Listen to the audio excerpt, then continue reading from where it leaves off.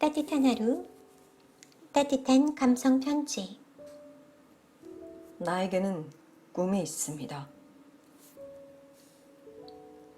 1955년 12월에 로자 파크스라는 흑인 여성이 미국 남부 엘라베마주에서 버스를 타고 있었습니다.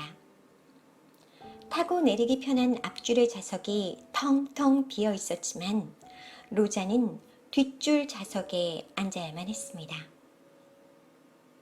당시 미국에서는 버스의 좌석마저 백인과 흑인을 따로 구분할 만큼 흑인에 대한 차별이 극심했던 시기였기 때문입니다. 곧 많은 사람들이 버스에 올라타 버스 안이 매우 혼잡해졌습니다.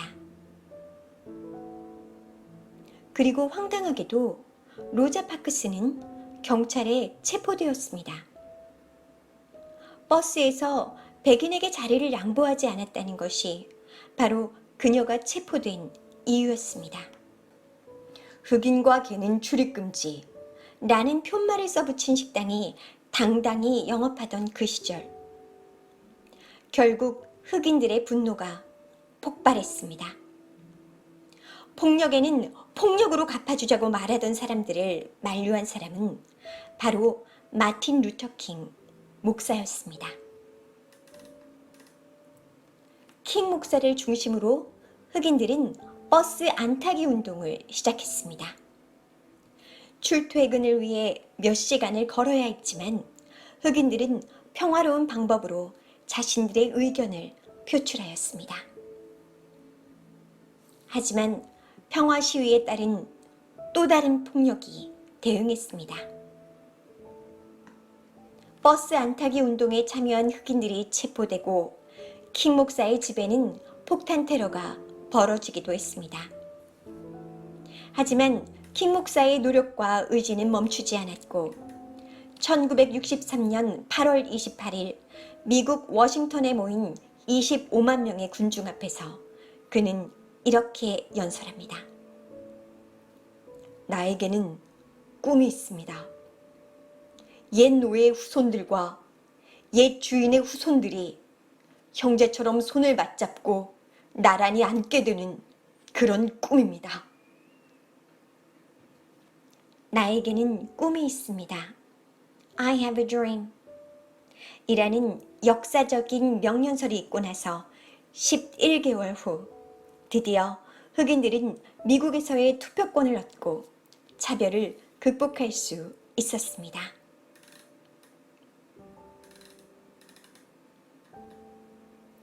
킹 목사는 억압과 폭력 속에서 평생 살아갔으며 그의 마지막 역시 백인 우월주의자의 흉탄에 안타까운 생을 마감해야만 했습니다. 하지만 그는 마지막까지 폭력이 아닌 사랑의 의지와 평화의 노력으로 세상을 바꿀 수 있다고 믿었습니다. 오늘의 명언. 오직 사랑만이 미움을 몰아낼 수 있습니다. 마틴 루터 킹. 안녕하세요. 레미입니다. 6월의 주제는 좋은 사람들을 이라고 했는데요. 오늘 그 좋은 사람들의 5번째 주인공인 마틴 루터 킹 목사님을 만나뵙습니다.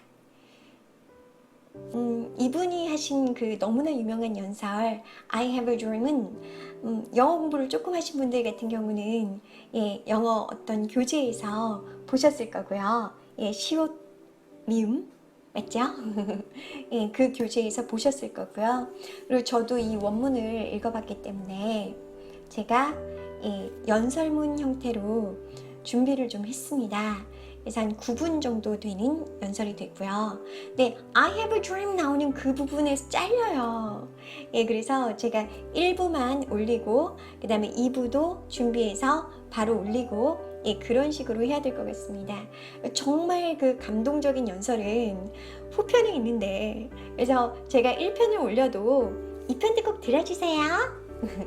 목소리가 좀 더 이제 힘이 생기면 지금은 따뜻한 하루 정도는 할 수 있는데 이제 연설문을 할 수 있는지 없는지 모르겠어서 굉장히 제가 톤을 낮춰서 얘기를 해야 되기 때문에 연습을 조금 더 하고 한번 올려보도록 하겠습니다. 이 로자 파크스라는 분은 그 대학교 때 페미니즘에 대해서 배우신 분들이라면 아마 한 번쯤은 다 들어보셨을 거라는 생각이 드는데 저도 들어봤습니다. 그리고 공부를 했었는데요. 이 페미니즘에 대해서 얘기하기가 참 어려운데 이 페미니즘이라는 부분이 인종차별이라는 부분과 떼어서 생각해 볼 수 없는 그 현실이 바로 미국이지 않았습니까? 바로 이 상황이지 않았습니까? 그래서 이 흑인 여성이 그런 아주 억울한 일을 당해서 그걸 보고 같이 흑인분들이 분노하셔서 그렇게 버스 안 타기 운동을 해주셨고 그 결과로 참정권이 얻어진 것 아닙니까? 저는 모르겠어요. 그러니까 이 참정권의 소중함을 우리가 조금 더 각별하게 받아들여야 하는 것 아닌가. 그러니까 이걸 배울 때도 그렇게 느꼈지만 투표하러 가면서 항상 생각해요. 저한테 이렇게 투표권이 주어진 게 너무나 감사한 일이라고.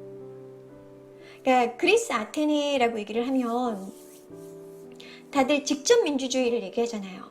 그러나 노예와 그리고 어린이와 그리고 여자는 투표권이 없었잖아요.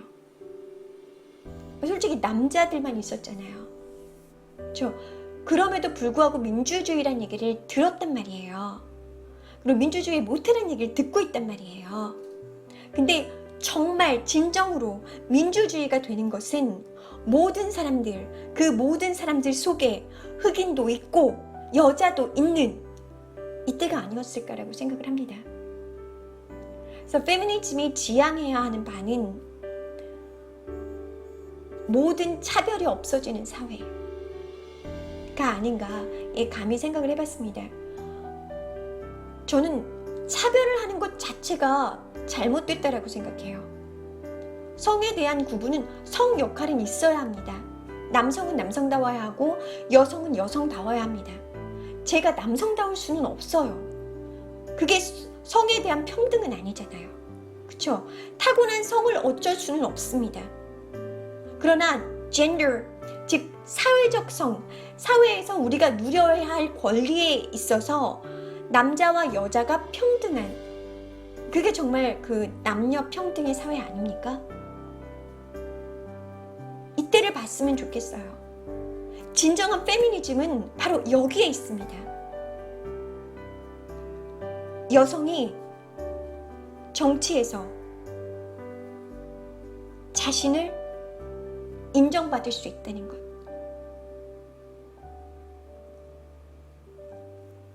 제가 어떤 얘기를 지금 하고자 하는지 감이 오실 거라고 생각합니다.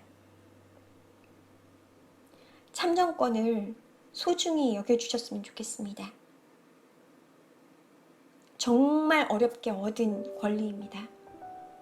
물론 우리는 흑인도 아니고, 그렇죠. 우리는 그 사회에 있지 않았어요. 전 태어나니까 그냥 참정권이 주어져 있더라고요.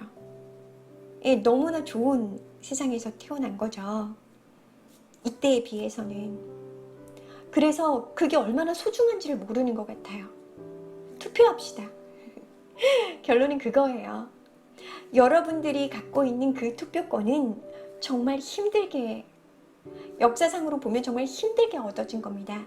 그리고 투표권을 받았기 때문에 우리가 사람답게 살 수 있는 겁니다. 사람 사는 세상, 사람이 먼저인 세상에서 가장 중요한 건 바로 투표권입니다. 참정권입니다. 그리고 그 참정권을 행할 수 있는 여러분들입니다. 국민의 권리를 다하는 것은 투표에 있습니다. 우리를 정말 대표해 줄 수 있는 그런 사람을 뽑는 게 투표입니다.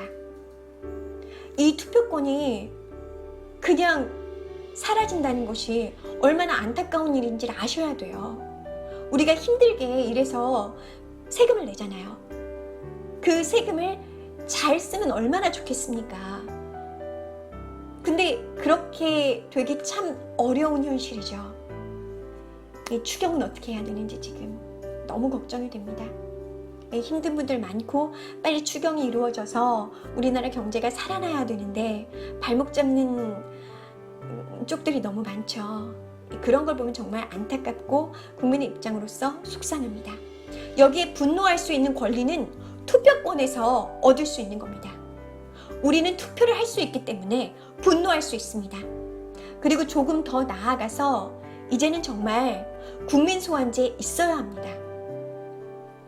우리가 세운 거라면 우리가 끌어내릴 수 있어야 합니다. 가능하지 않았습니까? 왜 국회의원은 그게 안 됩니까? 반드시 국민 소환제가 있어야 한다고 생각합니다.